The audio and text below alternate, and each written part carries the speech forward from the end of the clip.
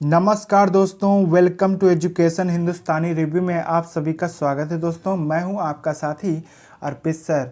और दोस्तों आज की वीडियो में हम लोग एलसीएम एचसीएफ को देखेंगे और यहां से क्वेश्चन आपको C TET, UP TET, super TET और अदर एग्ज़ाम में देखने को मिलते हैं। कम्पिटिटिव एग्ज़ाम में ज़्यादातर आप लोगों को दिक्कत होती है यहाँ से, लेकिन आज का क्लास जो है बिल्कुल बेसिक से होगा ताकि आपको कोई दिक्कत ना हो एलसीएम एचसीएफ निकालने में। तो चलिए शुरू करते हैं आज की वीडियो। और दोस्तों अगर आप चैनल पर नए हैं तो चैनल को सब्सक्राइब कर लीजिए और बगल में जो बेल आइकन है उसको दबा दीजिए ताकि जैसे ही नया वीडियो यहाँ से डाला जाए आप तक नोटिफिकेशन पहुँच जाए। और दोस्तों को ज़्यादा से ज़्यादा शेयर कर दीजिए ताकि पता चल जाए कि क्लास स्टार्ट हो गई। तो चलिए शुरू करते हैं आज की क्लास। और कॉपी पेन आपको लेके बैठ जाना है और हर एक चीज़ को आपको नोट करते जाना है ताकि कोई भी चीज़ आप मिस ना करें। तो चलिए शुरू करते हैं। सबसे पहला पॉइंट देखते हैं कि गुणज क्या होता है। गुणज या अपवर्त या मल्टीपल, आपको सबसे पहले बात ध्यान रखनी है कि आपको इनके सारे नाम याद रखने हैं कि गुणज भी कहते हैं, अपवर्त भी कहते हैं, मल्टीपल भी कहते हैं, क्योंकि क्वेश्चन में वहाँ पर भी ये लिख के दे देते हैं कि कहीं गुणज तो कहीं अपवर्त या मल्टीपल। तो आपको ध्यान रखना है। तो क्या होता है ये गुणज और मल्टीपल। तो चलिए शुरू करते हैं। क्या बता रहा है, पढ़ते हैं इसको। क्या है, किसी संख्या को 1, 2, 3, 4 इत्यादि यानी अनंत तक से गुणा करने पर जो गुणनफल प्राप्त होते हैं उन्हें उस संख्या के गुणज या अपवर्त कहते हैं। मतलब कि अगर किसी संख्या को हमने मान लिया, उदाहरण के लिए अपवर्त इसके गुणज कह रहा है क्वेश्चन में कि बताओ कि क्या होते हैं इसके गुणज। तो इसको हम कैसे समझेंगे, तो ध्यान से देखिए। मान लिया कि हमको 8 के अपवर्त या गुणज बताने हैं, तो हम 8 को किससे किससे गुणा करेंगे। 1 से करेंगे, 2 से करेंगे, 3 से करेंगे, 4 से करेंगे, 5 से करेंगे, 6 से करेंगे, 7 से करेंगे और इसी तरीके से डैश करते चले जाएंगे अनंत तक, है ना। तो यहाँ पे ऐसे करते जाना है। तो समझ रहे हैं आप लोग कैसे। और जो प्राप्त होगा, जो गुणा का प्राप्त होगा फल, उसे ही मल्टीपल कहते हैं। जैसे कि ये 8 निकला, 8 का 1 में गुणा किया तो 8 आया, 2 में गुणा किया 16 आया, 3 में गुणा किया 24 आया, 32 आया, इसका 4 में गुणा किया 5 में 40 आया। इसी तरीके से ऐसे आते जाते हैं, है ना। तो ये जो प्राप्त हो रहा है यही गुणज होता है और इसे ही अपवर्त बोलते हैं और इंग्लिश में इसको मल्टीपल ही बोलते हैं।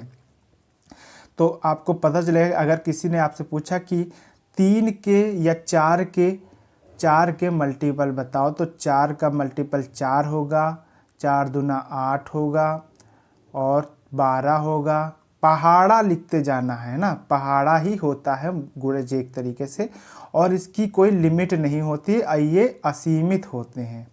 और इसकी खास ये बात ये है दोस्तों कि इसका पहला अपवर्त या पहला गुणज जो है संख्या स्वयं होती है। जैसे कि आपने देखा होगा कि पहला इसका गुणज क्या आया है, 8 आया। 1 से गुणा करने पे क्या आया है, गुणज 8 आया है ना। और इसकी लिमिट कहाँ तक है, यानी कहाँ तक जाएगा कुछ पता नहीं है, कब तक गुणा होता रहेगा, कितनी संख्याएं आती रहेंगी गुणा करते करते, है ना। कि भाई गिनतियाँ तो अनलिमिटेड है ना। तो और इसको ध्यान रखना है कि जो इसके गुणज आते हैं, गुणजों में जो देखो, इसमें एक बात लिखी है कि प्रत्येक संख्या का उसके सभी गुणजों में पूर्णतः भाग जाता है। यानी कि अगर 8 के गुणज हैं सारे, जैसे कि 8 है, 16 है, 24 है, 32 है, 40 है, 48 है, 63 है, 9 यहाँ पे गलत लिखा है। तो क्या होगा यहाँ पे, 8 से 56 होगा, है ना। तो यहाँ पे 56 होगा। तो अगर देखा जाए कि 8 का 56 से भी भाग चला जाएगा, 8 का 48 से भी भाग चला जाएगा, 8 का 40 में भाग चला जाएगा। अगर 8 का पूर्णतः भाग चला जा रहा तो वही जिससे भाग जा रहा है वो क्या होगा, गुणज होगा। ठीक है। तो आज समझ गए होंगे कि गुणज क्या होते हैं, एक तरीके से पहाड़े होते हैं किसी संख्या के। ठीक है। तो आगे देखिए क्या होता है। और इसी तरीके से आप 3 के गुणज भी बता सकते हैं। 3 का क्या होगा, 3 का 3, 3 दूना 6, 3 त्रिक 9, 3 चक्कू 12, 3 पच 15, 3 छक्का 18, ऐसे ऐसे चलता रहेगा इत्यादि, है ना। तो आप समझ गए कि क्वेश्चन में पूछा है कि अपवर्त क्या होते हैं, तो आपको बताना है कि उसके मल्टीपल या गुणज होते हैं सारे। गुणा यानी पहाड़े ही होते हैं एक तरीके से। तो अब आगे देखिए। गुणनखंड समझ लेते हैं कि क्या होता है। गुणनखंड क्या होता है, या अपवर्तक या फैक्टर क्या होते हैं। किसी संख्या में जिन जिन संख्याओं का पूरा पूरा भाग चला जाता है वे संख्याएं उस संख्या के गुणनखंड या अपवर्तक कहलाते हैं। इसका मतलब क्या होता है, तो चलिए एग्जाम्पल से समझते हैं कि गुणनखंड या अपवर्तक क्या होता है। मान लिया जाए, क्वेश्चन दे दिया जाए कि 132 के अपवर्तक या गुणनखंडों की संख्या बताओ। तो भैया गुणनखंड कैसे करोगे, तो आपको तो पता ही नहीं है, तो गुणनखंड करने की विधि समझ लीजिए।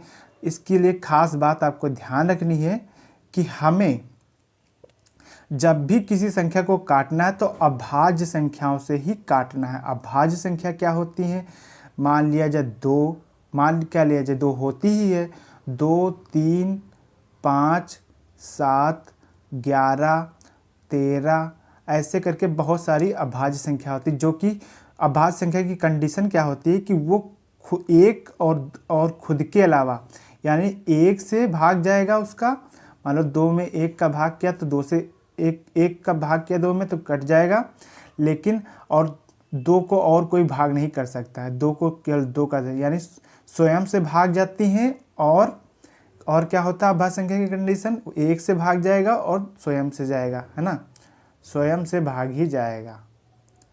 तो ये अभाज्य संख्या वही होती हैं। तो क्या करना है, तो सबसे पहले आपको 2 से काटना है। मान लीजिए 132 है, इसको 2 से काटना है। सबसे पहले 2 से भाग करेंगे तो 66 आएगा। फिर देखते हैं कि 66 का 2 से भाग जाएगा तो 2 से चला जाएगा तो 33 आएगा। लेकिन 2 के पहाड़े में 33 नहीं आता है, तो फिर सबसे हमने बताया कि 2 के बाद कौन सी अभाज्य संख्या थी, 3।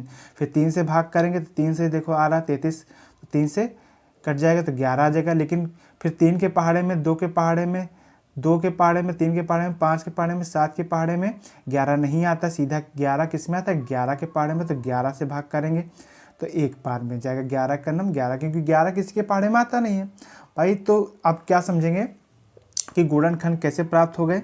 तो सबसे पहले सबसे खास बात यह है कि अपवर्तक या गुणनखंड की कि पहली संख्या जो होती है अपवर्तक यानी गुणनखंड, वो 1 होता है। तो आपको सबसे पहले नोट करने से पहले 1 लिख लेना है, ठीक है। उसके बाद यहाँ से स्टार्ट करना है 1 2 2 3, इनको नोट करने के बाद ये 11 यहाँ तक जो आते हैं इनको नोट कर लेना है। देखो यहाँ तक हमने नोट कर लिया है 11 तक, है ना। उसके बाद क्या करना है, जो सेम संख्या है इसके ऊपर की ये नोट कर लेनी है उल्टा 3। देखो 33, 66 और 132, यही हो गए इसके गुणनखंड। क्या हो गए, इसके गुणनखंड हो गए। लेकिन अगर गुणनखंडों की संख्या पूछी जाए तो आपने ध्यान दिया होगा यहाँ पे टोटल 8 है ना। लेकिन हमने 7 क्यों लिखा, क्योंकि किसी संख्या को रिपीट नहीं याद लिखना है, रिपीट गिनना नहीं है। जैसे कि यहाँ पे रिपीट क्या है, 2 है, 2 बार, तो हमने इसको 1 मान लिया है, 1 बार गिना है। तो 1 2 3 4 5 6 7, तो गुणनखंडों की संख्या कितनी है, 7। क्वेश्चन में पूछा है तो गुणनखंडों की संख्या बताइए, तो आप ऐसे निकालेंगे, ठीक है। और इसकी खास बात क्या होती है कि किसी संख्या का पहला अपवर्तक क्या होता है, 1 होता है, और अंतिम क्या होती है, संख्या स्वयं होती है, या इनकी संख्या निश्चित होती है, यानी फिक्स होती है कि कहाँ तक इसके गुणनखंड होंगे। तो देखो अंतिम से क्या मतलब है कि स्वयं होगी, अंतिम अपवर्तक या गुणनखंड खुद होती है। जैसे 132 का निकालना था तो 132 ही आया आखिरी में, है ना, समझ गए ना। तो चलिए आगे देखते हैं। अब समझते हैं अभाज्य गुणनखंड क्या होते हैं। अभाज्य गुणनखंड यानी प्राइम फैक्टर, हमने बताया कि यदि किसी संख्या के सभी गुणनखंड एक अभाज्य संख्या हो तो उन्हें उस संख्या के अभाज्य गुणनखंड कहते हैं। उदाहरण के लिए समझते हैं कि 48 के अभाज्य गुणनखंड ज्ञात कीजिए, है ना। क्वेश्चन ने हमसे कहा कि 48 के गुणनखंड ज्ञात कीजिए, तो हम क्या करेंगे, सबसे पहले 48 लिखेंगे, लिख लिया हमने। ये आप अभी ध्यान में ना रखिए, है ना। तो हमने 48 लिखा, हमने कहा कि सबसे पहले 2 से काटते हैं, अगर 2 से जा रहा है 2 से काटते रहते हैं। देखो हमने 2 से काटते रहे हैं, और जब 2 से नहीं गया तब हमने 3 का प्रयोग किया है। अभाज्य संख्या 2 के बाद कौन सी आती है, 3 आती है, 5 आते हैं, 7 आते हैं, और 11 आता है, 13 आता है। यह अभाज्य संख्या याद रखनी है आपको। अगर आपको नहीं पता है तो हमारे चैनल के लिस्ट में आपको बताया है हमने, अभाज्य संख्या, भाज्य संख्या, प्राकृतिक संख्या कौन कौन सी होती हैं, आप उसको देखकर समझ जाएंगे, है ना। तो देखिए पहले हमने 48 को 2 से काटा तो 24 आया, फिर 2 से भाग किया 12 आया, फिर 2 से भाग किया 6 आया, फिर 2 से भाग किया 3 आया, लेकिन 2 के पहाड़े में 3 नहीं आता तो 3 को 3 से भाग दिया तो 1 आ गया। लास्ट में जब तक 1 आ जाए तब तक आपको भाग करते रहना है, समझ रहे हैं। तो अब देखिए इसके अभाज्य गुणनखंड कैसे पता करेंगे, कौन कौन से हैं। तो हमने ये जितने से काटा इनको नोट कर लिया, 2 गुणे 2 गुणे 2 गुणे 2 गुणे 3, यही जो है अभाज्य गुणनखंड है। क्योंकि भाई अभाज्य संख्याएं हैं ना, 2 अभाज्य है 3 अभाज्य है, तो यही अभाज्य गुणनखंड हो गए। तो आपको समझ में आ गया होगा कि 48 के गुणनखंड जो हैं अभाज्य कैसे निकाले गए हैं, अभाज्य गुणनखंड कैसे निकाले। तो आगे देखिए, अब जिस टॉपिक के आप लोग वेट कर रहे थे, अब यहाँ से आप लोग देखिए क्या है, लघुत्तम समापवर्तक यानी लीस्ट कॉमन मल्टीपल। इसको याद रख लेना, इसका फुल फॉर्म क्या होता है, लीस्ट कॉमन मल्टीपल। वह सबसे छोटी सी संख्या होती है, वह सबसे छोटी सी संख्या होती है जिसमें दी गई संख्याओं से भाग लग जाता है, यानी एलसीएम यानी लासापा कहलाता है ना। एलसीएम को क्या बोलते हैं, लासापा भी बोलते हैं, लासा भी बोलते हैं, एलसीएम भी बोलते हैं, ठीक है। तो ध्यान रखना है कि सारे नाम आपको याद होने चाहिए। कैसे लासा याद करने की विधियां समझ लेते हैं आप लोग, कैसे दिक्कत होती है। तो लासा निकालने की 2 विधि होती हैं, एक भाग विधि और दूसरा होता है गुणनखंड विधि। तो सबसे पहले हम भाग विधि समझेंगे। भाग विधि में क्या करना है, हमें एग्जाम्पल के लिए हमने 14, 18 और 20 का लासा निकालना है। हमने बताया था कि सबसे पहले आपको भाग किससे देना है, अभाज्य संख्याओं से ही देना है। तो 2 से हमने दिया, 2 से जा रहा है तो जा रहा है, जिसमें जा रहा है उसको काटते जाएंगे। 2 से 7 14 में किया तो 7 आया, 18 में किया तो 9 आया, ऐसे ही 20 में किया तो 10 आया, ठीक। फिर देखा हमने कि किसी में जा रहा है तो हाँ 10 में जा रहा है, इसलिए हमने फिर से 2 से किया तो यहाँ 5 कट गया, है ना। फिर देखा हमने 2 से जा नहीं रहा है, 7 में नहीं जा रहा है 2 से, ना 9 में जा रहा है, ना 5 में जा रहा है, तो इसलिए हमने फिर क्या किया, देखा कि 3 में जाएगा किसी संख्या में, तो 3 में 9 में जा रहा है तो 3 से हमने कर दिया, 3 तरक 9, 3 बार में गया। फिर देखा 3 में जा रहा है, फिर 3 से किया। जिसमें नहीं जा रहा है उसको कॉमा लगा के इसे नोट करते जाएंगे, ठीक है, जब तक 1 ना आ जाए। तो फिर इसके बाद हमने देखा इसका 1 आ गया 3 का, और फिर 5 से हमने किया, 5 में जा रहा है क्योंकि 5 किसी के पहाड़े में नहीं आता है 5 के अलावा। फिर हमने 5 को 1 कर दिया, यहाँ 1 आ गया, यहाँ 1 आ गया इसका, है ना, 3 का नोट कर लिया। फिर 7 को किया, 7 का 1 आ गया सबका। और जितना सब आ गया है ना, उन सबको हमने ऐसे इनको एक क्रम वाइज ऐसे नोट कर लिया और सबका गुणा कर दिया। 2 दूना 4, 3 12, 12 3 36, है ना। 36 पंचे कितना होता है, 36 पंचे आप लोग गुणा कर लीजिए, जो आएगा फिर 7 से करना है, इसे करके 1260 आ जाएगा, है ना। तो ये क्या निकला है, लासापा निकालने की पहली विधि। इस विधि से भी किया जाता है। अब दूसरी विधि समझते हैं, गुणनखंड विधि, यानी गुणनखंड विधि कैसी होती है इसको समझते हैं। ध्यानपूर्वक देखिएगा। जैसे कि हमने कहा कि इस विधि द्वारा तेजी से लासापा या एलसीएम ज्ञात किया जाता है। तेजी से मतलब फास्ट निकल आता है। जैसे कि 14 को हमने 14, 18, 20 का लासापा निकालना है तो कैसे निकालेंगे कि 14 लिखा हमने, 18 लिखा और 20 लिखा, सबके बराबर लगा दिए, है ना। बराबर लगाने के बाद हमने कहा कि सबसे छोटी अभाज्य संख्या सबसे पहले लिखनी है। 2 का 2 सते 14 होता है तो 2 सते 14 बराबर में लिख लिया, और 2 दूना 2 3 6, 6 18, 18 गया, है ना। और इसको हमने क्या किया, 2 की पावर 3, 2 गुणे 3 की पावर 2 क्यों लिखा, इसका भी रीज़न है कि क्योंकि 3 जो है 2 बार है तो 3 की पावर 2 लिख दिया हमने। और 20 आसानी होगी, अभी बताएं क्यों आसानी के लिए बनाया गया है इसको। और आगे देखिए 20 का किया, 2 दूना 4, 5 20, है ना। तो 2 की पावर 2 बार ज़्यादा 2 थी ना यहाँ पे 2 में, 2 की पावर 2 गुणे 5 लिख लिया। अब क्या करना है हमें, इसमें बताया गया इस प्रकार हुए गुणनखंडों में से अभाज्य संख्याओं की सर्वाधिक घात को लिया जाता है। अभाज्य संख्या कौन सी आपको पता है, 2 3 5 7 8 7 11, है ना। तो अब देखिए नोट करते हैं सबको, कैसे नोट करेंगे। एलसीएम लिखा यानी लासापा लिखा, कहा गया सबसे सर्वाधिक घात अभाज्य संख्याओं की सर्वाधिक घात, जैसे कि 2 की इनमें से सबसे घात ज़्यादा किस में है, जो 2 है, 2 की पावर 2, तो 2 की पावर 2 नोट कर लिया। फिर 3 की सबसे बड़ी घात क्या है, तो 3 की पावर 2 है ना, 3 2 बार में ज़्यादा है ना। फिर 5 1 बार में है, तो 5 की सबसे मैक्सिमम क्या है, 5 है। इसमें गलत लिखा है तो इसमें 7 भी लिखा जाएगा, 7 भी होगा, तो क्या लिखा जाएगा, आप बताते हैं कैसे लिखा जाएगा। जैसे कि वहाँ पे गलत हो गया है, अभी मिस्टेक सही कर लेना। यहाँ पे 2 की पावर 2 गुणा 3 की पावर 2 गुणा 5 की पावर 1 यानी एक ही बार है, 7 की पावर 1 यानी एक ही बार है। तो इन सबको गुणा करेंगे तो 1260 आ जाएगा, है ना। तो यही निकालने की विधि होगी, सर्वाधिक घात एलसीएम में लेनी है संख्याओं की, है ना। तो अब आगे देखिए, महत्तम समावर्तक यानी हाईएस्ट कॉमन फैक्टर समझते हैं क्या होता है। वह बड़ी से बड़ी संख्या जिसका दी गई संख्याओं से भाग लग जाता है तो मासापा या एचसीएफ कहलाता है। एक बात दोस्तों ध्यान रखना, अगर क्वेश्चन में कहे, सीटेट में इस टाइप के क्वेश्चन आते हैं कि बड़ी से बड़ी संख्या निकालो, वह बड़ी से बड़ी संख्या कौन सी होगी, है ना, तो आपको क्या निकालना है, मासा।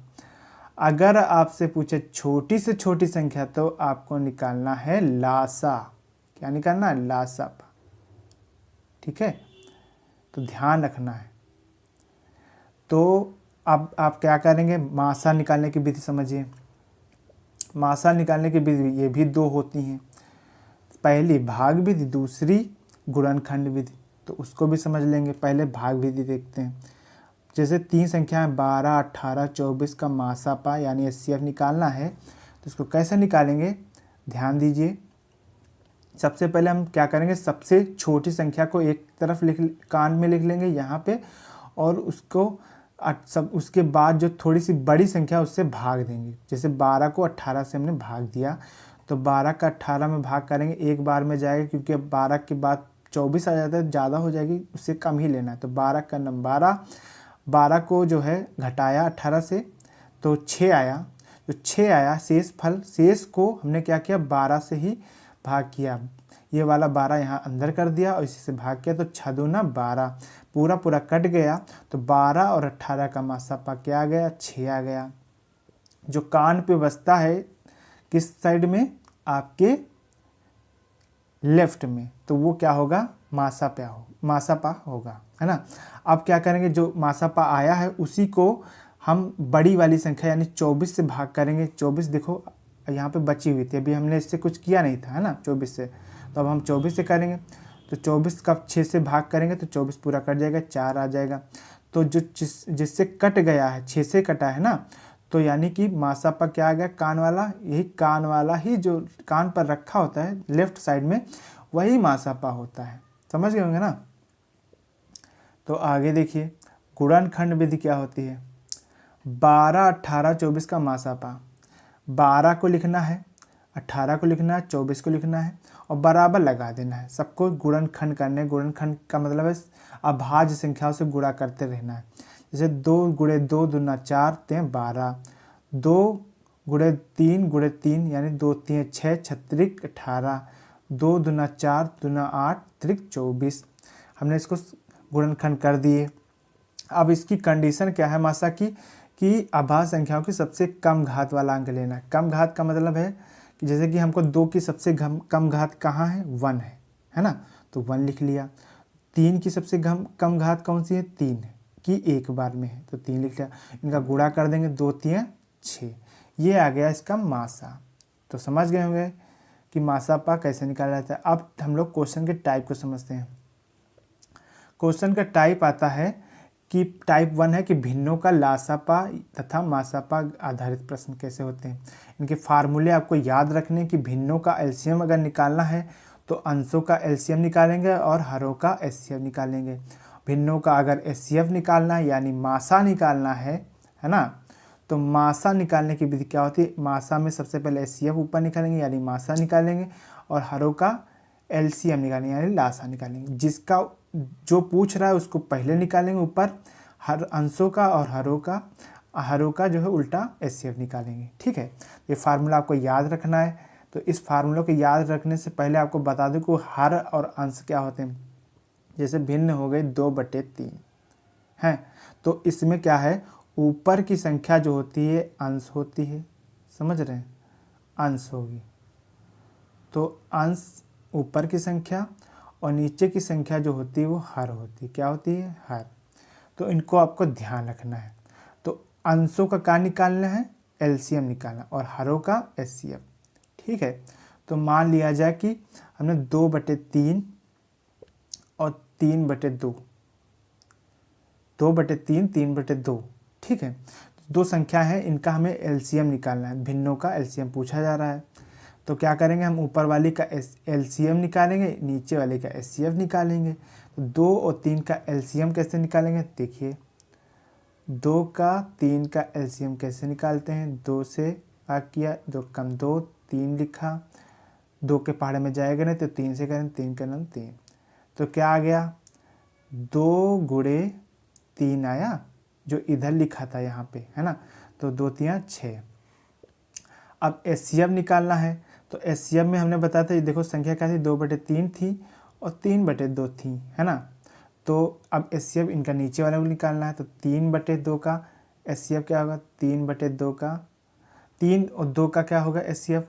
तो एचसीएफ कैसे निकालेंगे, 3 बराबर 3 का नाम 3 और 2 बराबर 2 का नाम 2, यानी कि इनके गुणा, भाई 3 के पहाड़ में 3 ही एक बार में आता है, तो इसको लिख दिया। और सबसे कम घात है तो 3 की 1 है, 2 की 1 है, तो इनको हम गुणा कर देंगे। 2 गुणे 3 यानी 6, 6 मासा आ गया, 6 लासा आ गया, तो 6/6 लिख देंगे और 6 को 6 से भाग देंगे तो 1 आएगा, आंसर आ जाएगा।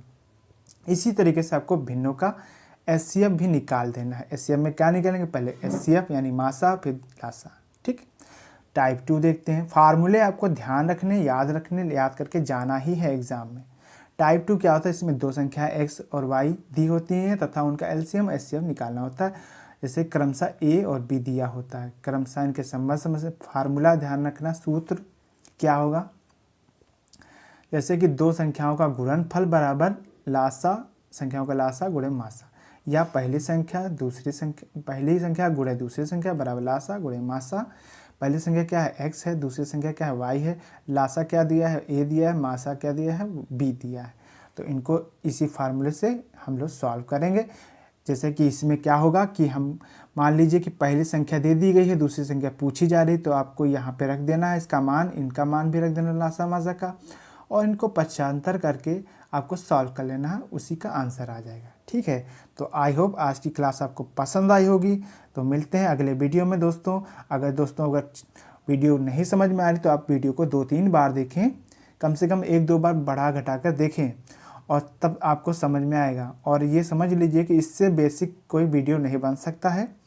और यहाँ पर आपको मेहनत करनी होगी, आपको टेबल्स याद रखनी होगी। टेबल्स अगर आपको याद हैं तो आपको गुणनखंड करने में कोई दिक्कत नहीं होगी, है ना। टेबल्स यानी पहाड़ा।